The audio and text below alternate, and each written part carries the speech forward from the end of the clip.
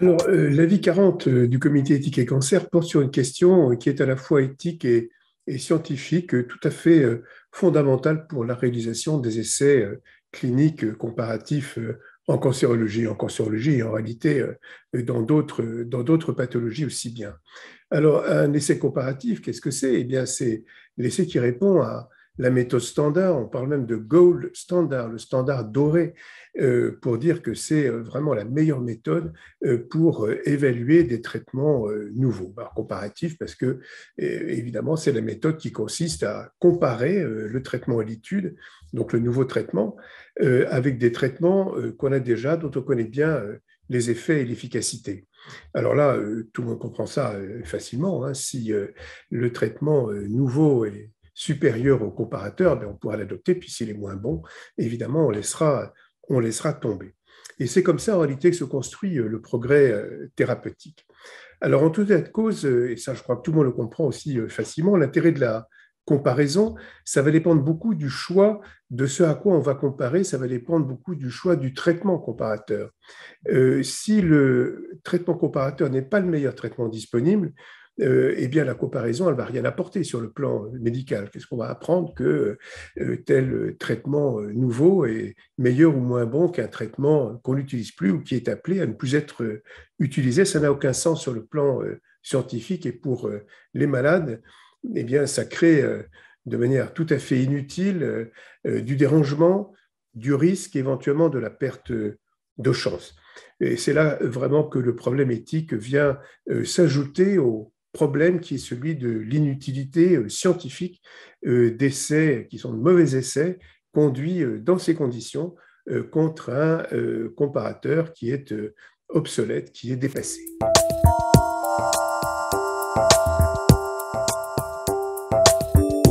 Alors, ce que nous avons appris, c'est que sans être réellement fréquentes, ces situations sont loin d'être tout à fait exceptionnelles.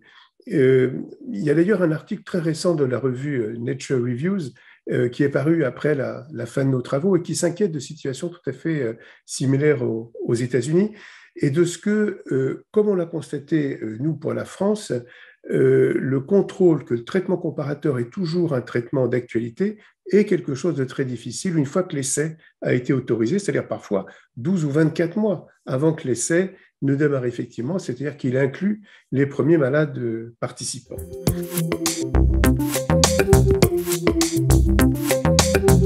Il faut savoir qu'aujourd'hui en France et partout en réalité dans le monde des pays expérimentateurs, les essais de médicaments sont extraordinairement surveillés avant leur mise en œuvre.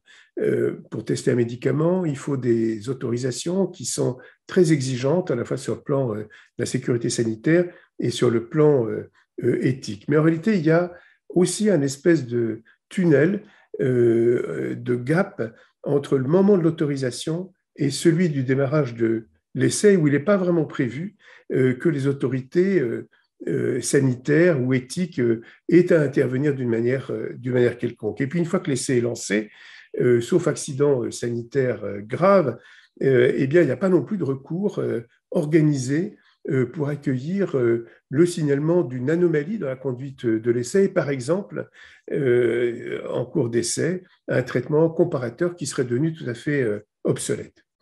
Alors, ça explique aussi le circuit assez surprenant emprunté par la saisine du comité éthique et cancer sur le sujet. C'est un médecin à qui on demandait dans son service d'inclure des malades dans un essai contre un comparateur justement obsolète, voilà, qui a tiré toutes sortes de sonnettes sans succès et qui a fini par signaler le fait à Axel Kahn, le regretté Axel Kahn, qui était alors président de la Ligue contre le cancer et qui a saisi le comité éthique et cancer.